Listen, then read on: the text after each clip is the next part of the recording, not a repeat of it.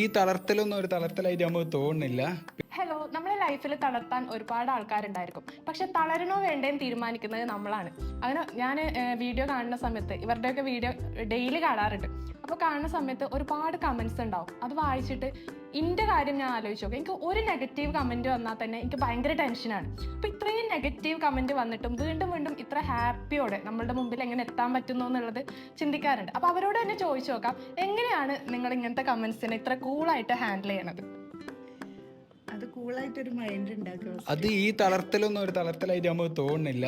പിന്നെ വെച്ച് കഴിഞ്ഞാൽ പോസിറ്റീവായിട്ടുള്ളത് മാത്രം എടുക്കുക. ലൈഫ് അങ്ങനെയാണല്ലോ, തളർത്താനും ആളുണ്ടാവും, വളർത്താനും ആളുണ്ടാവും. അപ്പം നമ്മൾ വളർത്തുന്നവരെ കൂടെ കൂടുക. അതെ അല്ലേ, നമ്മളൊരാളെക്കുറിച്ച് പോസിറ്റീവായിട്ടുള്ള കാര്യങ്ങൾ പറയുമ്പോൾ പറയുന്നവനും കേൾക്കുന്നവനും സന്തോഷമാണ്. അപ്പോൾ നമുക്ക് എല്ലാവർക്കും പോസിറ്റീവായിട്ടുള്ള കാര്യങ്ങൾ പറയാനും കേൾക്കാനും സാധിക്കട്ടെ. അതുപോലെ തന്നെ നമുക്ക് ഓരോ ആൾക്കാരെയും അടുത്തറിയുമ്പോഴാണ് അവരെത്രത്തോളം ഇന്നസെൻ്റാണ് കാര്യങ്ങളൊക്കെ മനസ്സിലാവുക.